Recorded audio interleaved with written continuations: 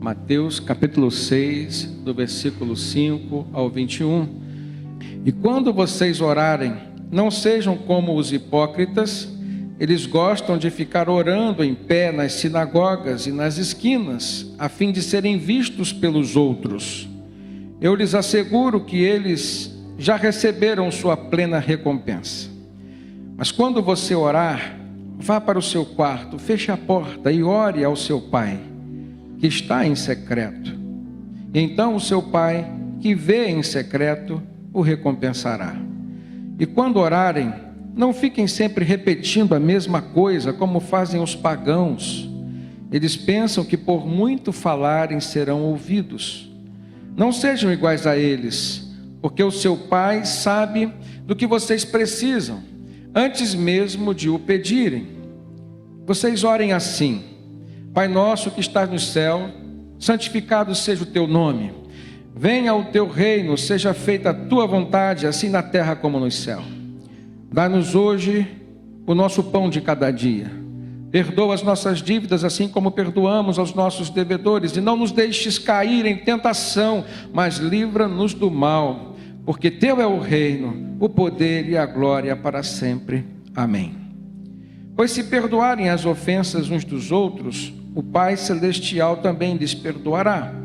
Mas se não perdoarem uns aos outros, o Pai Celestial não lhes perdoará as ofensas.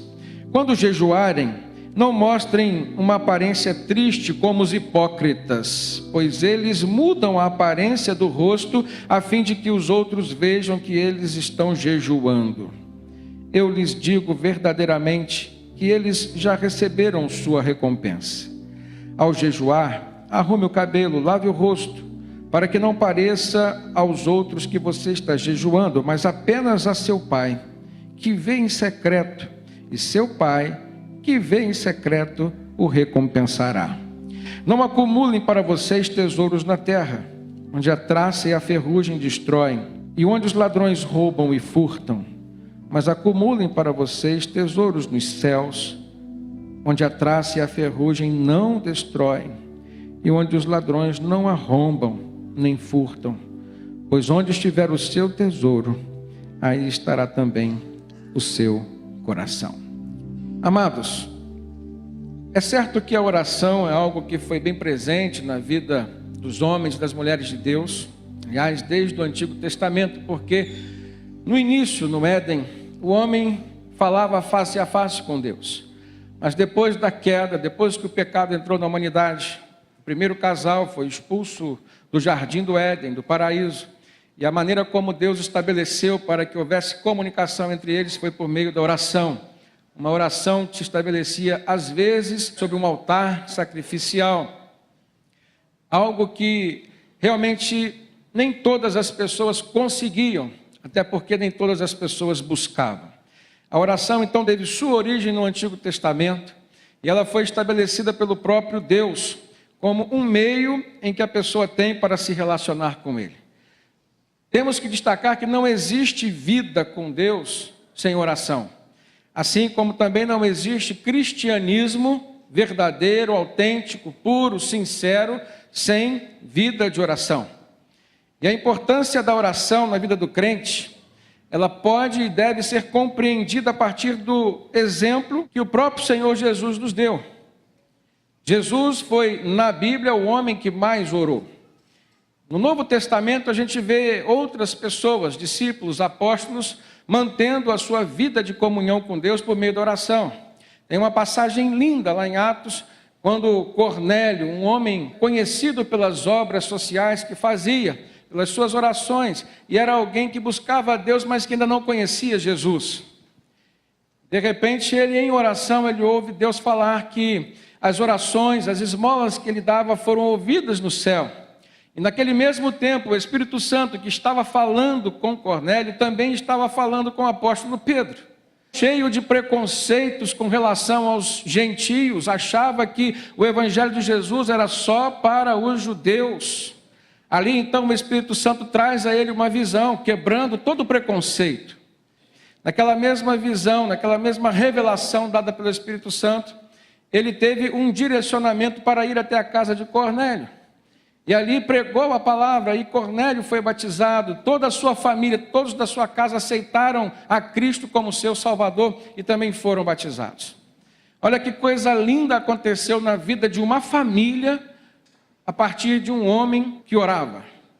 Também vemos Paulo e Silas saindo da prisão e de uma forma milagrosa, por conta dos seus louvores, por conta das suas orações. Vemos o apóstolo Pedro, que foi liberto do cárcere de uma forma também sobrenatural, porque a igreja, debaixo de tanta perseguição que estava acontecendo, ela se refugiou em oração. E por conta das orações daquela igreja, o Senhor estava fazendo milagres ali. A gente tem que entender que vida cristã sem oração não faz sentido. A gente perde aquilo que é de melhor de Deus a ser dado e destinado a nós. Mas não há como nós olharmos para o Novo Testamento e não destacarmos as lições a partir dos exemplos dados por Jesus. Ele, enquanto Filho de Deus, enquanto a máxima revelação de Deus, ele nos mostrou com a sua própria vida o quão importante é orar. Jesus orou por ocasião do seu batismo nas águas.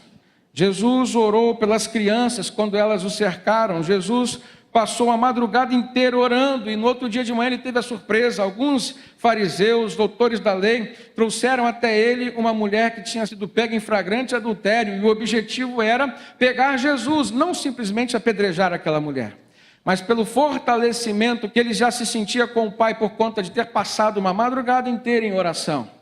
O Senhor Jesus teve uma palavra que desconstruiu toda aquela cilada contra ele. E aqueles homens que eram os acusadores daquela mulher tiveram que sair. Aquela mulher foi perdoada por Jesus. Ele disse: onde estão os teus acusadores, mulher? Eles não te condenaram? E ela respondeu: não, Senhor. Ele também disse: eu também não te condeno. Vai e não peques mais. Palavras maravilhosas vindo da boca do Senhor Jesus, alguém que costumava investir tempo na vida de oração, porque oração é comunhão com o Eterno. Jesus orou intercedendo por Pedro. A gente conhece a história deste homem. Ele conheceu a verdade que foi Jesus quando o chamou, deixou a sua embarcação, assumiu o ministério de ser um dos discípulos de Jesus, mas a sua conversão demorou a acontecer. Quando Jesus reuniu com seus discípulos e começou a falar acerca da sua morte, crucificação, ele haveria de morrer enquanto filho do homem, mas que 3 dias depois ele haveria de ressuscitar. Pedro disse: de forma nenhuma, Senhor. Eu estou disposto a dar a minha vida por ti. E aí Jesus falou: Pedro, Pedro, eis que Satanás disse que quer se ir andar contigo, mas eu roguei ao Pai por você. Então existem momentos na nossa vida em que, como o apóstolo Pedro, nós estamos envolvidos na obra de Deus. Estamos ativos, estamos fazendo e nos envolvendo com coisas, mas aquilo que está acontecendo ou que está por acontecer nas regiões celestiais, nós não sabemos. E quando nós oramos, nós não simplesmente falamos com Deus, mas pela intimidade que se estabelece, nós também conseguimos ouvir Deus falar conosco. Muitas vitórias são garantidas por meio da oração. Muitas lutas se travam quando nós estamos orando. Mas quando nós oramos, o Senhor também nos concede a vitória. E Pedro, o grande apóstolo, foi esse homem que recebeu diretamente uma intercessão do Senhor Jesus pela sua vida. Conhecemos Pedro quando ele negou o Senhor Jesus 3 vezes. Negou que o conhecia. Conhecemos o Pedro que Jesus procurou e o perdoou. Perguntou a ele se o amava. E da mesma forma que Pedro negou 3 vezes, Jesus o perguntou 3 vezes se o amava. E ele disse que sim. E a palavra de Jesus para ele foi: então apacenta as minhas ovelhas. Ou seja, a partir deste amor que você sente por mim, fará sentido o trabalho que você vai me oferecer. Não faria sentido algum no reino espiritual se Pedro estivesse pastoreando as ovelhas do Senhor Jesus sem o amar. Não havia conexão entre as obras materiais e o reino espiritual. Da mesma forma hoje, irmãos, a igreja do Senhor Jesus precisa passar por esse sacode, precisa ser balançada, precisa sentir muitas vezes o peso do que é uma opressão espiritual, uma batalha espiritual, para reconhecer a importância de se servir a Deus, mas estando com Ele e na presença dEle. Não há como estabelecermos plena comunhão com Deus se não desenvolvermos uma vida de oração. Jesus demonstrou sentimento, um dos momentos mais tristes da sua vida, em termos de perdas. Ele perdeu o seu amigo Lázaro. E a Bíblia diz que ele chorou quando chegou lá em Betânia, na casa de Marta e de Maria. Lázaro estava morto há 4 dias. Mas Jesus orou por Lázaro e Deus o ressuscitou. Jesus orou lá em João capítulo 17, uma oração de intercessão. E ali nós conhecemos aquele texto como sendo a oração sacerdotal de Jesus. E ali em João capítulo 17 ele faz uma oração, intercedendo por todos. Ele diz: Pai, eles estão no mundo, mas eles não são desse mundo.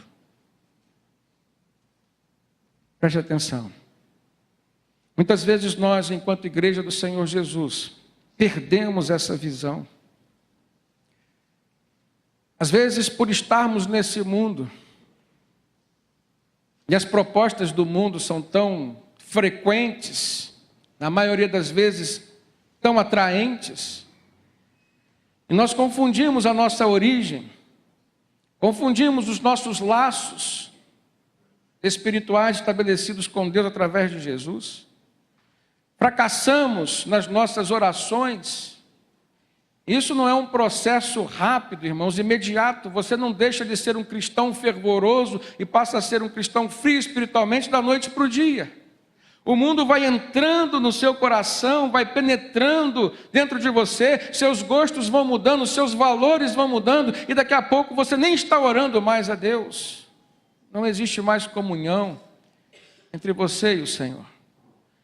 Muitas vezes isso se estabelece por meio da crítica. O pensamento crítico, ele é positivo porque Deus não nos fez para sermos pessoas alienadas. Ele nos dotou com uma capacidade de raciocinar, de pensar, de avaliar. Mas o grande problema é quando esse senso crítico, ele domina o nosso ser. E ele começa a determinar os nossos caminhos. Então, quando a gente enxerga um problema, a gente generaliza. E por generalizarmos algumas coisas, nós perdemos outras. Por exemplo, quantas vezes você já não enxergou defeitos nas pessoas da igreja onde você frequenta, a qual você pertence? Mas talvez algumas dessas vezes você determinou do seu próprio coração que você iria se afastar, você iria não mais se envolver.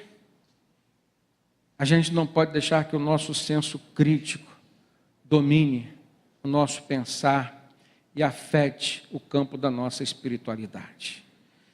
Então, nós estamos nesse mundo, mas nós não pertencemos a ele, amém? Nós pertencemos a Cristo. E essa relação de pertencimento, ela é movida e mantida por meio das orações. Jesus tinha plena convicção de quem ele era, a que se destinava a sua vinda a este mundo. E, portanto, ele nunca se desconectou do Pai em oração. Nas últimas horas, quando ele estava no Getsêmani, ele estava orando. Um dos momentos mais críticos. Ele estava a pensar: valeria a pena morrer por aqueles escarnecedores? Valeria a pena morrer por mim e por você? Mas o pensamento crítico não dominou o seu coração. Ele disse: sobretudo, Pai, seja feita a tua vontade. E Jesus se entregou na cruz por nós. E não só orou antes de ir à cruz, para que pudesse chegar à cruz, mas ele orou na cruz. E uma das orações mais lindas que a gente já ouviu, quando ele disse: Pai, perdoa-lhes, porque não sabem o que estão fazendo. Eu creio que essa oração de Jesus, ela ecoa até os dias de hoje. Quando ele olha para os nossos corações, ele vê, apesar de sermos pessoas que conhecem a Cristo, tão distantes dele nas orações, ou até mesmo nem estão mais orando. E quando o crente se esfria, ele se torna uma presa fácil para o diabo. E o pecado começa a dominá-lo. Mas para compreendermos de uma forma mais profunda sobre oração, no Evangelho de João, no capítulo 15, e ali ele fala sobre a metáfora entre a vida do crente, do cristão, e a vida de uma videira, de um ramo que pertence a uma videira. E Jesus disse que ele era a videira, que o Pai era o agricultor, o lavrador.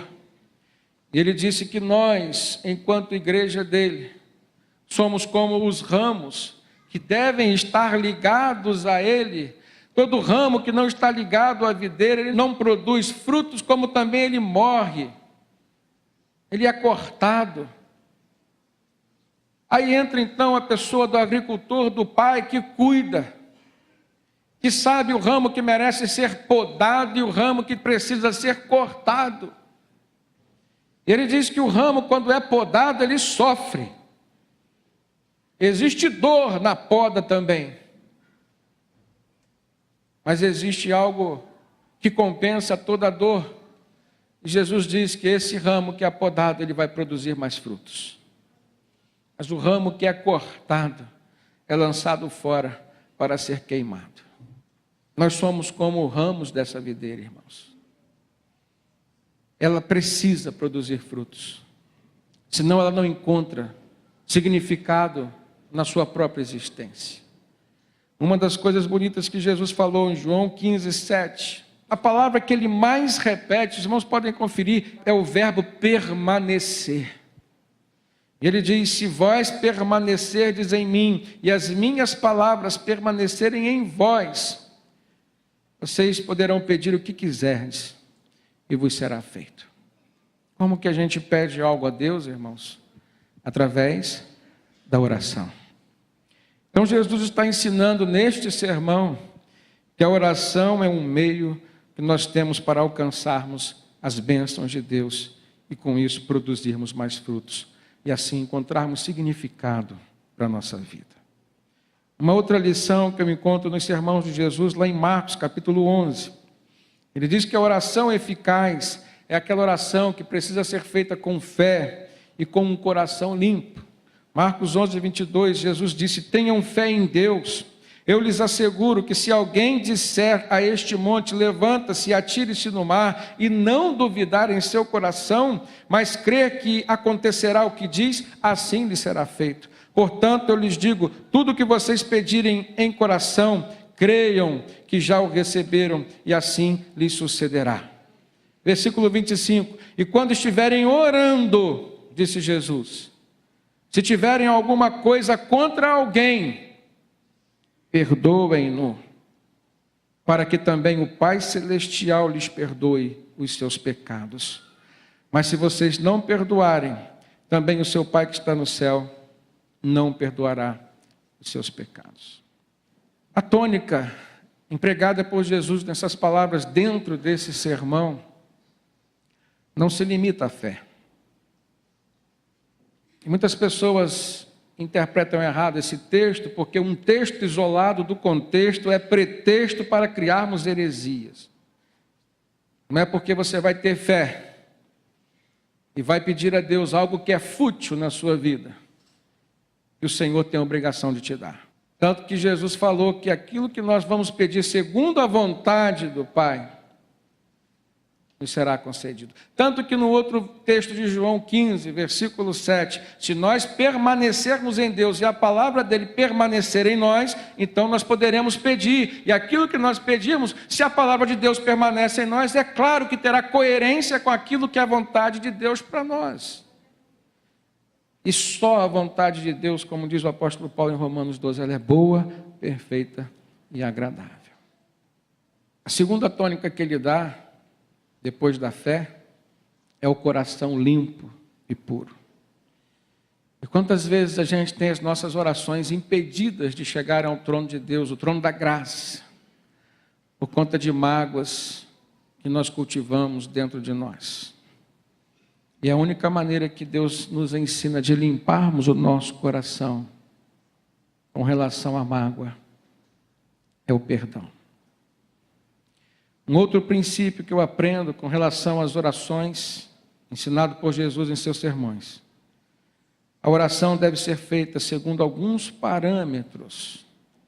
E nesse texto que nós lemos, nós encontramos eles, mas há um segundo texto, não só o evangelista Mateus, como o evangelista Lucas também registrou. E Lucas deu um destaque, por isso que eu quero ler o texto de Lucas, capítulo 11.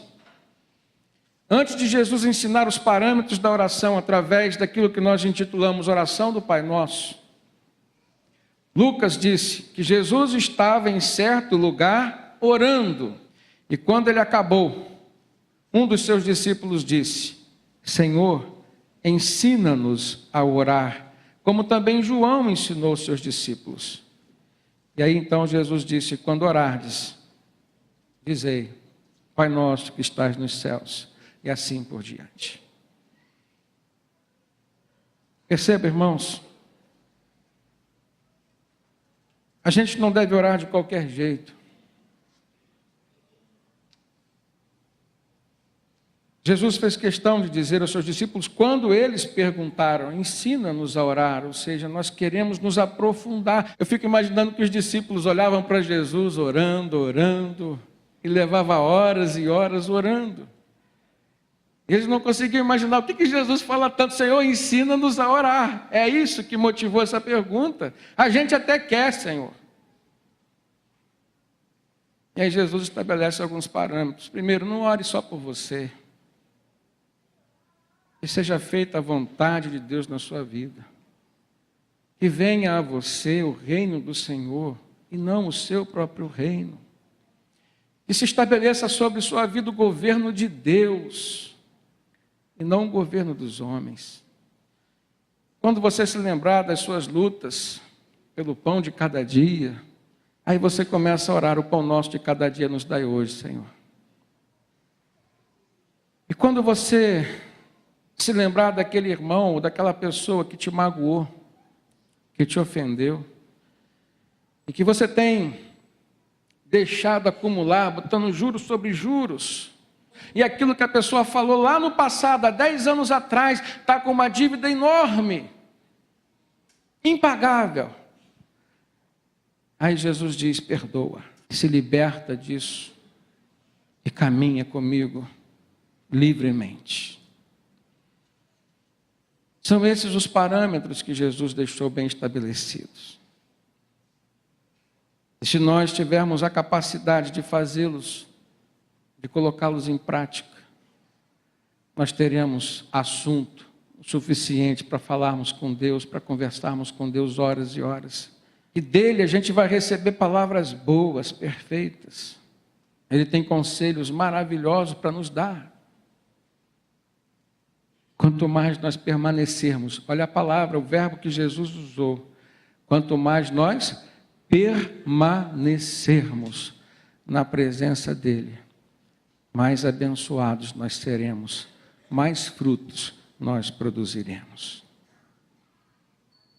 Um outro aspecto das orações que Jesus nos ensinou, e me chama muita atenção para esse tempo que nós estamos vivendo, foi quando lá em Mateus capítulo 9, versículo 36, Jesus viu as multidões, ele teve compaixão delas, diz o texto, porque elas estavam desgarradas, andando, errantes como ovelhas que não tinham pastor. Então Jesus voltou-se para os seus discípulos e disse, na verdade, a seara é grande, mas os trabalhadores são poucos. Rogai, pois, ou seja, orai para o Senhor da seara, para que Ele mande mais trabalhadores para a sua seara. As nossas orações precisam contemplar os corações dos outros, que ainda não tem um pastor. E aqui não se refere ao pastor homem, mas se refere ao sumo pastor, que é Jesus. Há tantas pessoas que nós conhecemos e que nós não conhecemos, que ainda não tem Jesus como seu pastor. E quando Jesus olhou para aquelas multidões, o seu coração encheu-se de compaixão. O seu coração tem sentido compaixão? Ou você tem vivido, simplesmente vivido? Às vezes seus problemas são tantos, irmãos. E às vezes o que os nossos problemas fazem conosco é nos impedir de olharmos para os problemas dos outros. E a gente vive a nossa vida de uma forma muito egoísta, não porque queremos ser egoístas, mas porque a vida nos conduz a agirmos assim. Não sobra tempo. Jesus olhou para a multidão. Preste atenção, não foi uma pessoa em si. Ele teve compaixão porque eram como pessoas que andavam errantes, como tantas hoje. Talvez você tenha vizinhos, talvez você tenha amigos no seu ambiente de trabalho, que se você olhar com o mesmo olhar que Jesus olhou, dedicando o tempo e a atenção que Jesus dedicou, você vai sentir compaixão deles. Você vai agir em favor deles por meio da oração. Então Jesus disse: orem para que Deus mande mais pastores para cuidar deles. Percebam que agora Jesus está falando do pastor ser humano, do obreiro. E que quando Jesus voltou até Pedro, eu volto a essa história, a esse momento, essa passagem da Bíblia, Jesus disse: Pedro, tu me amas? Sim, Senhor. Na terceira vez, quando ele compreendeu de que amor Jesus estava falando, Senhor, tu sabes de todas as coisas, tu sabes que eu te amo. Então Jesus disse o quê? Apacenta as minhas ovelhas. Elas precisam de um pastor que tenha relação comigo, de um pastor que me ama, que possa ensiná-las a me amar também. Aqui Jesus está falando de obreiros. Você não precisa ter o título de um pastor para exercer um pastoreio. Você tem que ser o pastor primeiro lá na sua casa. E aí Jesus disse: ore para que as pessoas sintam a responsabilidade de serem e se tornarem trabalhadores dessa seara que é tão grande. Quantas famílias padecendo por falta de uma referência espiritual dentro do seu lar. Eu também vejo, irmãos, lá em Mateus capítulo 7, Jesus ensinando que nós devemos ser persistentes nas nossas orações. Mateus 7, verso 7, Jesus disse: peçam e lhes será dado, busquem e encontrarão, batam e a porta lhes será aberta. Pois todo o que pede recebe, e o que busca encontra, e àquele que bate, a porta será aberta. Às vezes nós oramos, falamos com Deus, não é o momento ainda de Deus nos responder de forma positiva, e aí Ele fala: espere, e a gente não compreende. Quantas pessoas, irmãos, não foram poucas, durante esses anos que eu tenho de ministério, o meu desejo era dizer: persista, em outras palavras, insista, espera mais um pouco, e a pessoa dá por perdida aquela causa. Nós precisamos demonstrar nossa fé em Deus a partir do tempo, da paciência, da submissão a Ele. Eu vou sofrer o tempo que for necessário para te ouvir, para ter certeza, Senhor, da direção que o Senhor vai me dar. Eu aprendo, irmãos, que a oração ela tem que ter os seus motivos apropriados. E nesse texto que nós lemos de Mateus 6, vamos voltar ao texto original, o texto base da nossa mensagem. Jesus disse assim: e quando vocês orarem, não sejam como os hipócritas. Mateus 6, 5. Eles gostam de ficar orando em pé nas sinagogas e nas esquinas, a fim de serem vistos pelos outros. Eu lhes asseguro que eles já receberam a sua plena recompensa. Mas quando você orar, vá para o seu quarto, feche a porta e ore a seu pai, que está no secreto. E então o seu pai que vê no secreto te recompensará. Uma das coisas que Jesus está nos ensinando é que não devemos chamar a atenção das pessoas, mas sim, as nossas orações devem ser feitas e devem ter como objetivo atrair a atenção de Deus para nós, para a nossa vida, ou seja, por quem se ora. Isso não significa que é errado você chegar aqui na frente e orar, que é errado as crianças orarem aqui. Jesus não está dizendo que nós não devemos orar em público. Jesus está dizendo que a nossa motivação quando orarmos, até mesmo em público, não pode ser se exibir para o outro, aparecer para o outro. O contexto no qual esse texto está inserido, Jesus está falando inclusive das esmolas que os fariseus só entregavam quando tinha alguém para ver. Aí ele falou, são hipócritas. Assim como são hipócritas aqueles que vão orar em público para aparecer, assim como são hipócritas aqueles que vão pregar em público para aparecer, assim como são hipócritas aqueles que tocam, que cantam para a sua própria honra e glória. É isso. Quantas vezes nós deixamos de orar em público, uma oração sincera, porque também não oramos na nossa casa. Aquilo que nós oferecemos a Deus aqui na igreja, seja em público ou não, é um reflexo daquilo que nós vivemos na nossa casa, no nosso quarto. Você vem aqui oferecer a Deus um sacrifício seu, pessoal. Ninguém pode dar aquilo que não tem. Quando eu era jovem, eu interpretava um pouco errado isso. Eu frequentava uma igreja quando eu fazia faculdade no Rio, e eu gostava demais daquela igreja, eu saía dali abastecido. Segunda, terça, quarta, quinta, eu ficava lembrando do culto, dos louvores, da mensagem. E aí eu tinha uma ideia de que eu iria para o culto para receber. E isso acontece. Mas não é essa a essência de cultuar. Cultuar é oferecer, é servir. Então depois eu fui aprender que eu venho para o culto para trazer, para ofertar. E quando eu faço assim, é lógico que a glória de Deus me enche. Porque nós oferecemos a Deus aqui em público.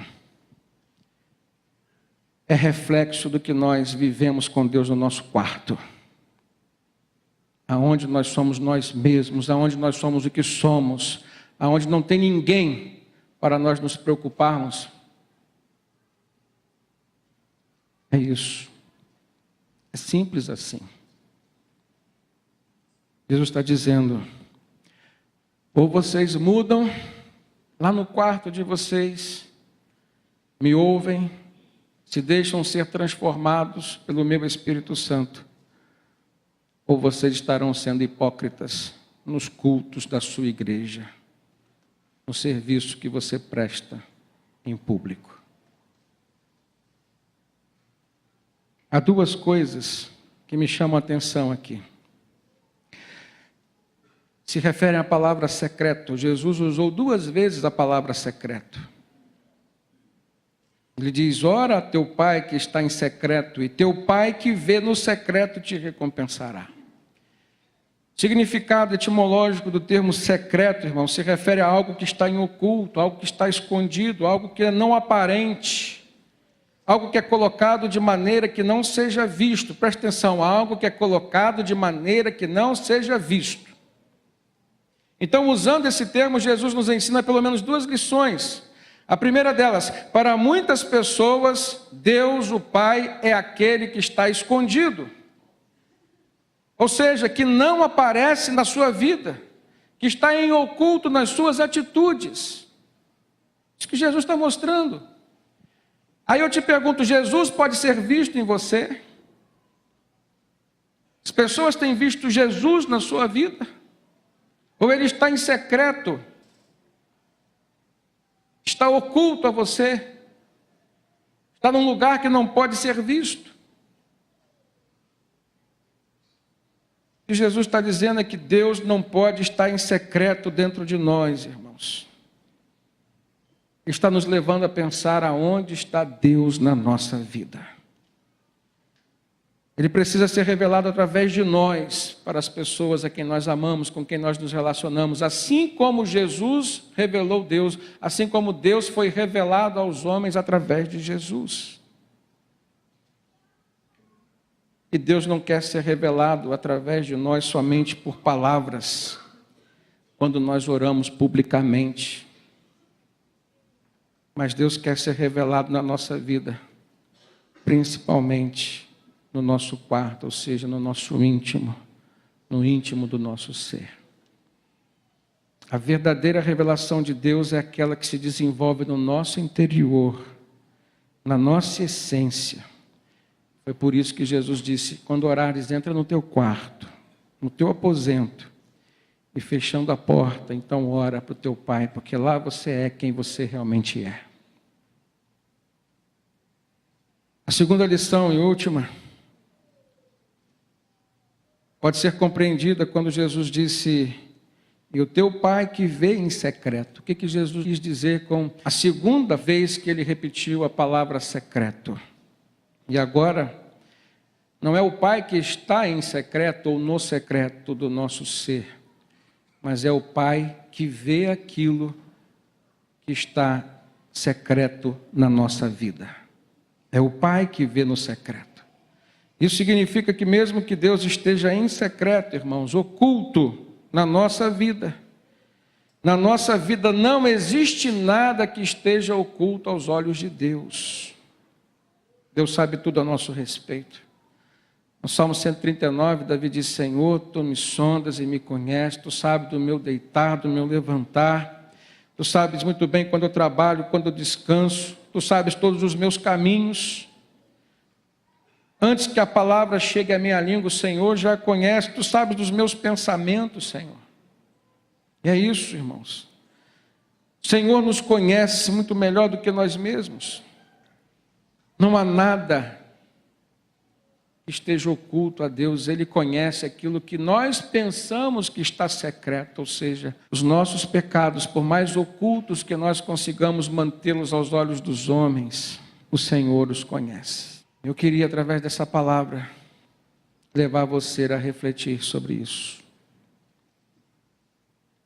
Até que ponto as tuas orações têm causado mudanças e transformações no seu interior? Porque são essas transformações que vão levar você a uma vida mais íntima, mais profunda no seu relacionamento com Deus. Amém?